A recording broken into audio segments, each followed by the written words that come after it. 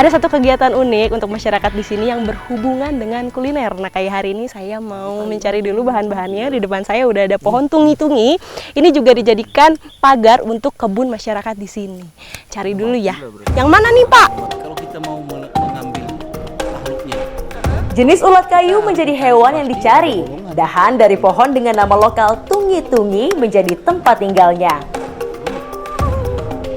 Karena tinggal di pohon tungi-tungi, ulat kayu kita kali ini biasa disebut juga dengan kidu tungi-tungi. Pohon tungi-tungi merupakan jenis pohon pagar yang tumbuh di sekitar perkebunan. Gunanya tentu saja sebagai pembatas alami kebun masyarakat.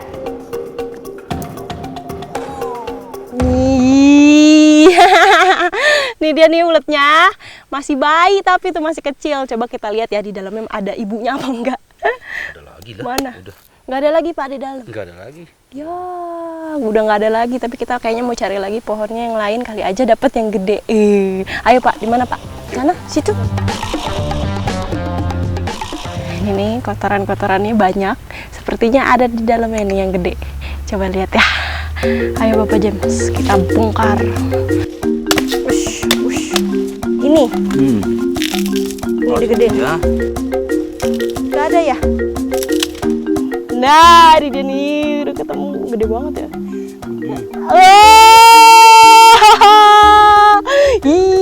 Ini dia nih, ulat kidu tungi-tungi. Nih, bentuknya seperti ini. Nih, bentuknya agak-agak mirip sama ulat sagu ya, cuma dia kayak ada bantalan-bantalannya dan lebih panjang. Hidupnya pun berbeda. Kalau ulat sagu itu di dahan pohon yang mati, tapi kalau ini dia di dahan pohon yang masih hidup. Tuh. Ini disimpan dulu deh, Pak. Mana ada lagi?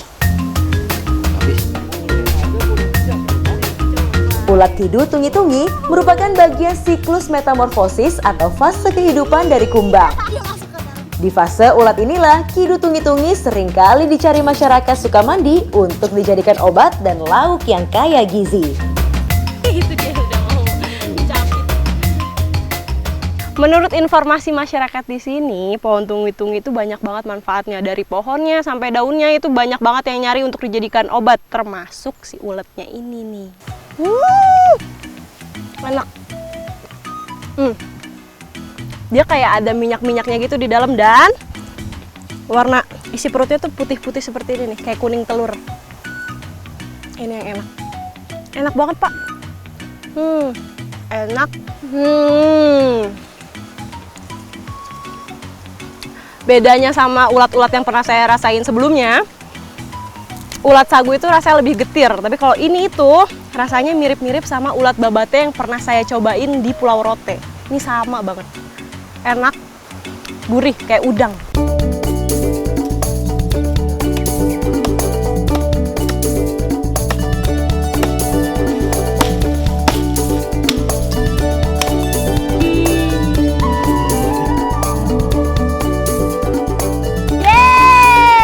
Dapat lagi uletnya. Ini agak susah ya carinya karena memang ulet ini nggak setiap di pohon tungi-tungi ada. Jadi memang dia hanya menempati yang diameternya lumayan besar dan juga udah sedikit lapuk, udah mau mati ya Pak ya. Dahan dari pohon tungi-tungi menjadi tempat tinggal bagi jenis ulat kayu ini. Serat kayu dari bagian daging dahan menjadi sumber makanan. Cengkraman di kepalanya tuh kuat banget ya tuh. Sampai susah loh udah nemu buntutnya ditarik. Dia masih narik lagi ke dalam. Nggak mau ketarik, Pak. Nggak ketarik. Ayo, nak. Keluar. Ya.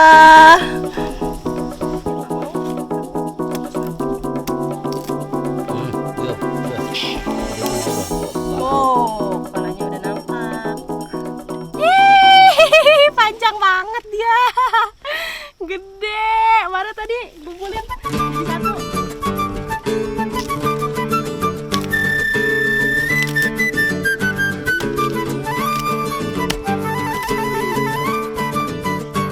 Ulat kayu dianggap hama jika mereka menempati pohon di perkebunan masyarakat. Ulat ini menyerap intisari dahan yang akan membuat satu pohon akhirnya mati. Oleh karenanya, selain berburu untuk dikonsumsi, secara otomatis masyarakat juga mengurangi jumlah hama yang biasa berpindah pohon di perkebunan.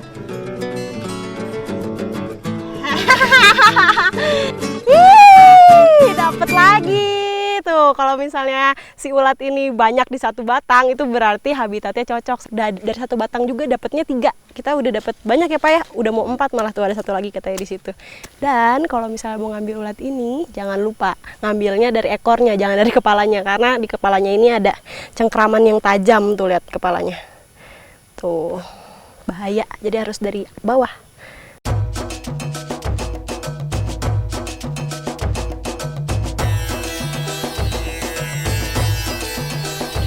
Satu olahan khas Tanah Karo berbahan dasar ulat kidu tungi-tungi membuat saya penasaran.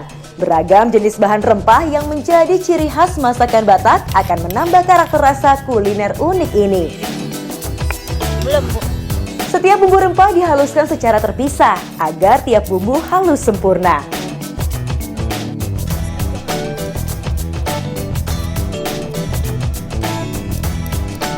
Ini udah jadi ya Bu ya? Iya. Nah, ini bumbu untuk olahan ulatnya sudah jadi, tinggal dimasukin nanti langsung sama ulatnya. Dari wanginya sih nih udah enak banget ya, udah warna-warni. Itu kalau di sini namanya tangas-tangas. Apa dulu Bu yang mau kita mulai? Taruh air dulu ini. Oke.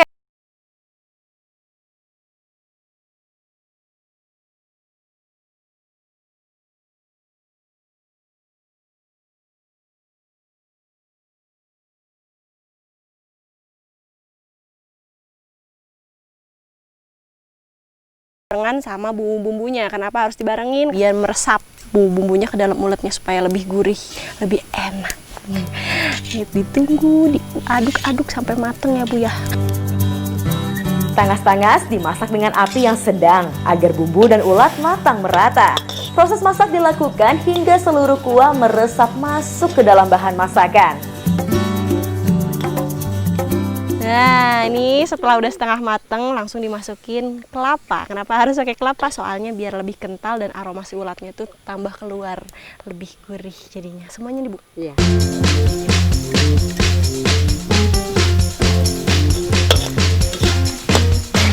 Tapi kayaknya enakan dimakan mentah ulatnya.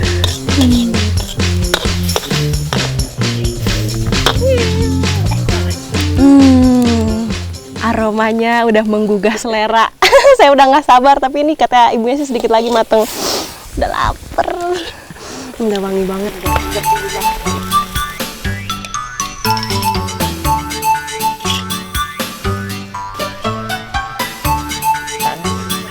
Satu buat ibu. Siapa ulatnya? Oke. Yeay, makanan saya sudah jadi. Tuh, kelihatannya emang dikit ya, tapi emang tangas-tangas ini buat masyarakat di sini adalah sebagai menu pembuka, jadi bukan menu utama ya, semacam appetizer lah ya. Jadi memang sedikit tuh isinya. Ayo, Pak. Bagi masyarakat Desa Sukamandi, Tanah Karo, Sumatera Utara, ulat kidu tungi-tungi diyakini menjadi sumber protein yang lezat. Coba ya. Kaya akan protein dan mengandung asam amino yang tinggi, sangat baik untuk kekebalan tubuh. Selain itu, ulat kayu ini juga seringkali digunakan sebagai obat tradisional yang ampuh untuk menyembuhkan sariawan.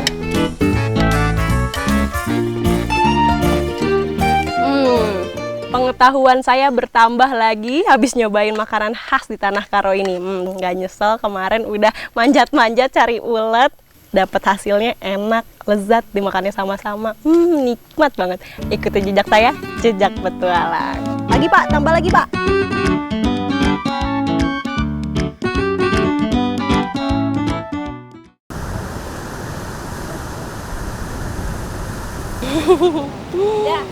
Au. Nih, tuh ya, lihat ombak yang ada di belakang saya, besar sekali. Tapi kali ini saya bukan mau ke tengah laut, melainkan saya sama Ibu Ida dan juga Ibu Ai mau mencari biota laut yang dimanfaatkan masyarakat ketika ada surut air laut. Licin, ini jalannya harus hati-hati. Tetapi ikuti jejak saya, jejak petualang. Ayo Bu, hati-hati.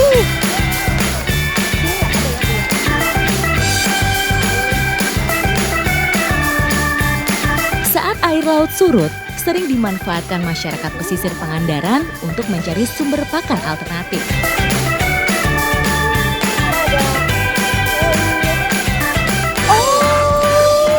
Gede banget. Kayak gini. Tapi ini ya yang mau sore ini saya cari sama Ibu Ida dan juga Ibu Ai ketika surut air laut itu tamikil.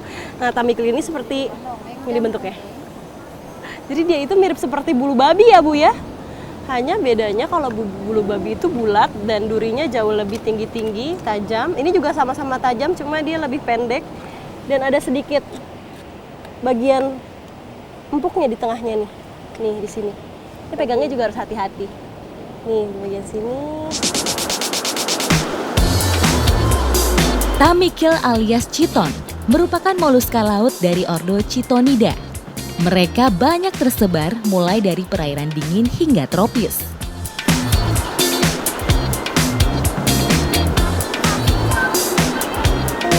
Nih ada satu lagi. Nih jadi kalau kita mau mencari tamikil itu habitatnya ada di lubang-lubang karang yang sudah mati karena di situ banyak makannya dia berupa ganggang dan juga rumput laut ya Bu. Dan ini kita udah dapet, carinya pun harus teliti, kita liatin lubangnya satu persatu karena warnanya itu agak sedikit gelap, nggak kelihatan. Mana Bu? Bisa ambilnya?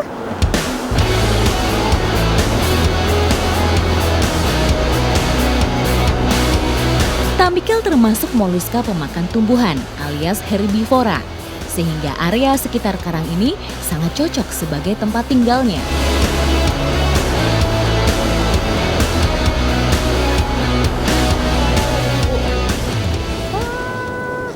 Tempat tinggalnya hampir sama seperti bulu babi. Kita juga bisa lihat banyak bulu babi ini di sini di lubang-lubang. Nah, harus bisa bedain juga tuh karena kan hampir mirip, hampir sama. Nah, ini kita nangkepnya agak susah karena ketika dia menemukan posisinya terancam, pasti dia akan menggulung badannya seperti ini. Karena dia masih satu jenis dengan moluska, jadi tidak bertulang belakang. Makanya dia bisa membuat lingkaran, badannya jadi bulat dan dia juga bisa berjalan menggunakan perutnya. Nih daging yang ada di dalam dia berjalannya menggunakan itu. Jadi banyak juga yang bulat-bulat begitu ya Bu ya? Iya banyak. Begini.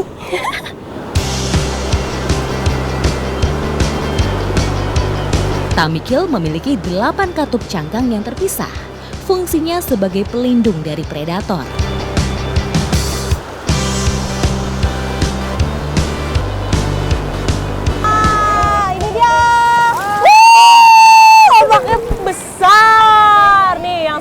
Bilang tamikil itu terkadang menggulung badannya seperti ini dan kayaknya tangkapan saya sama Ibu udah banyak ya Bu? Iya. Tuh hasilnya udah banyak. Habis ini mau kita olah menjadi sambal goreng pakai santan. Mantap, sambal goreng tamikil. Mari Bu kita masak. Ikuti jejak saya, Jajak Petualang. Sudah Bu? Iya. Yuk.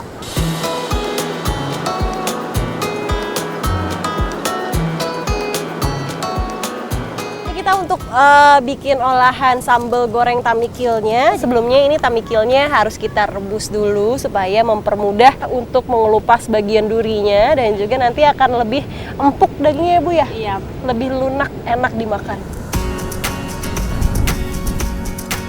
Setelah tamikil direbus, giliran bumbu-bumbu dihaluskan. Ada cabai, bawang merah, bawang putih, jahe, dan gula merah.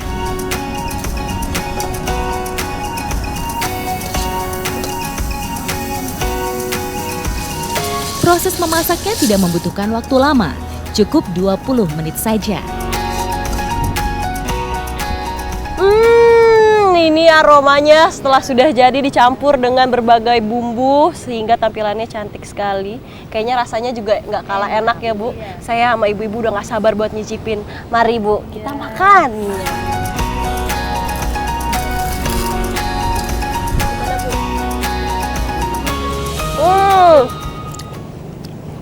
Ini rasa tamikilnya, kalau dari tekstur mirip seperti ampela ayam, tapi kalau misalnya dari rasa mirip seperti kikil sapi ya Bu ya, sama banget. Sapi. Apalagi dicampur dengan kuahnya yang tadi udah dicampur santan, lebih gurih, lebih pedas, enak.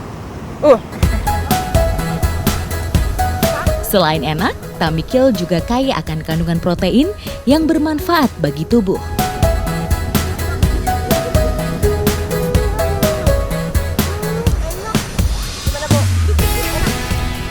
Selain rasanya yang enak, tapi kalau untuk masyarakat di Pangandaran, Mengambilnya itu dekat, tapi jangan terlalu banyak diambil karena ukurannya pun dilihat, yang ukurannya besar boleh dikonsumsi, yang kecil ditaruh lagi.